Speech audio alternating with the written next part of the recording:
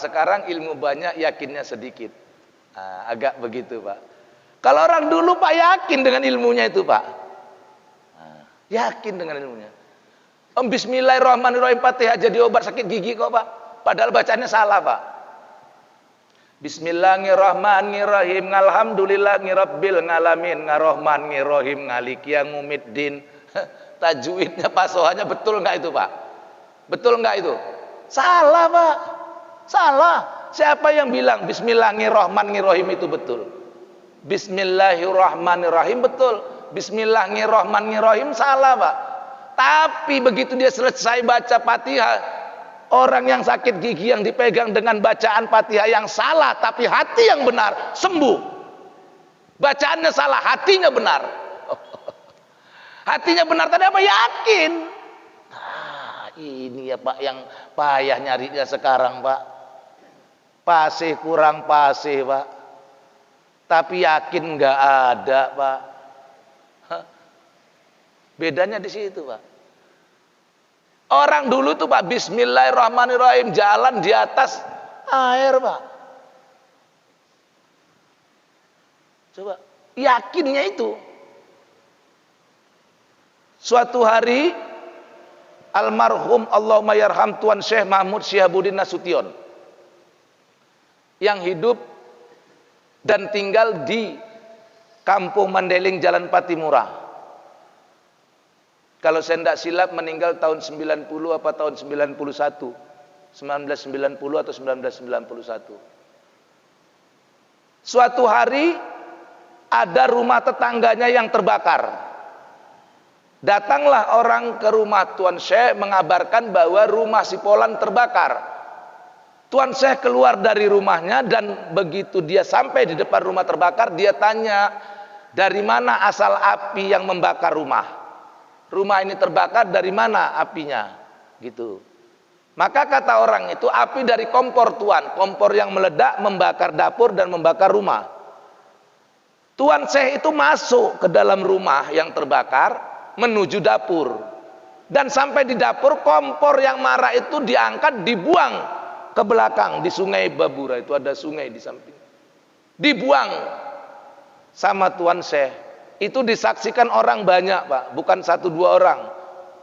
Begitu kompor padam, mati api kompor tadi di dalam sungai, bersamaan dengan itu rumah pun padam, Pak. Tidak sempat datang pemadam kebakaran untuk memadamkan rumah yang terbakar. Hanya kompornya dimasukkan ke dalam sungai. Coba. Setelah kejadian itu anaknya namanya udah meninggal juga. Kawan saya kuliah, Allahumma yarham almarhum Mas'ud Nasution.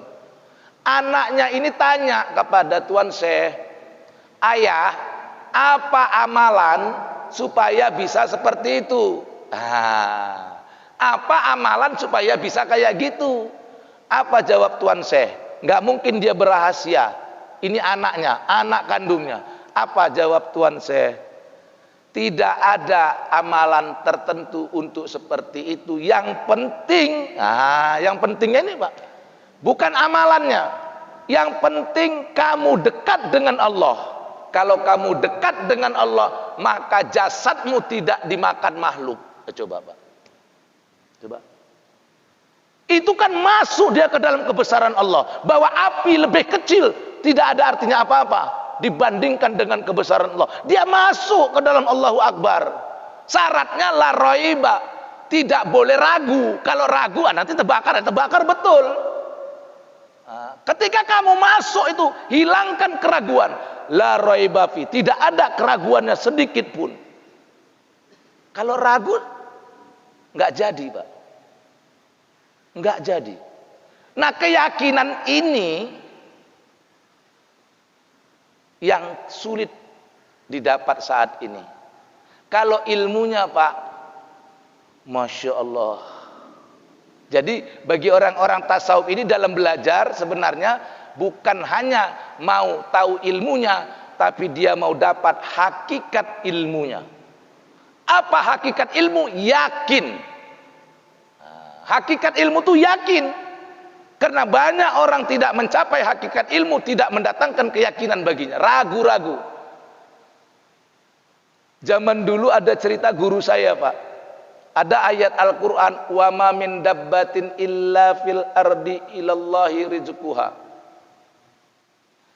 Tidak binatang melata sekalipun kecuali rezekinya ditanggung Allah, dalam urusan Allah. Jadi binatang yang melata pun, cacing, serangga itu di dalam tanah, itu rezekinya ditanggung Allah. Nah, ketika ustadznya menceritakan ini, bahwa semua rezeki makhluk yang melata pun ditanggung Allah. Nah, dia ingin membuktikan, Pak. Orang dulu ingin bukti. Dia yakin bahwa tidak ada binatang melata sekalipun kecuali Allah yang menanggung rezeki. Dia yakin, dan keyakinannya perlu bukti. Wah, aku yakin ya Allah bahwa semua engkau tanggung ya Allah, tapi aku membuktikannya. Pergi dia ke gua, Pak. Pergi ke gua ingin membuktikan. Wa ma min dabbatin fil ardi illa Allahi rizquha itu. Ingin membuktikan itu aja. Duduk dia di dalam gua, dicarinya tempat yang nggak ada orang. Aku mau membuktikan bahwa Allah memberikan rezeki tanpa usaha, tanpa kerja. Begitulah kira-kira. Dia masuk ke dalam gua, duduk, Pak. Merem saja. Berzikir saja. Ya kan? Berzikir saja dalam hati, berzikir. Berhari-hari, Pak. Berhari-hari tidak makan. Sampai pada suatu hari datanglah beberapa orang memburu, Pak. Memburu hewan buruan. Rupanya hujan. Akhirnya mereka mencari tempat berteduh. Mencari tempat berteduh, masuk ke dalam gua. Di dalam gua ada orang duduk. Diam aja. Hei, siapa kau? Diam aja. Hei, makanlah, kami mau makan ini. Ayo makan sini. Diam aja. Nyaut enggak, nengok enggak, Pak. Diam aja dia. Udah. Ya kan? Datang kawannya. Aku rasa peka itu, bisu itu. Masa enggak ngomong? Udah, jejelkan aja roti ini ke mulutnya, katanya. Coba. Dipanggil enggak mau. Dipanggil enggak nengok. Nah, akhirnya dijejelkan. Dia diam aja orang ini. Dijejelkan roti ke mulutnya sama orang ini. Kelepok. Apa katanya kan? Shadaqallahul azim. Maha benar Allah dengan segala firman-Nya. Enggak kemana-mana, orang datang nyolokkan roti sampai dia makan, Pak. Coba.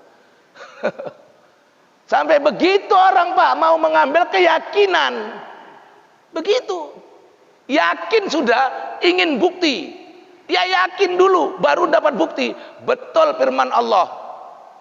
Yang melata pun ditanggung Allah. Ya aku duduk aja nggak kemana-mana, coba. Nggak ada ikhtiar apa-apa. Dipanggil pun nggak mau datang, Pak. Dipanggil nggak mau datang. Dinyonyoi roti tadi ke mulutnya, Pak.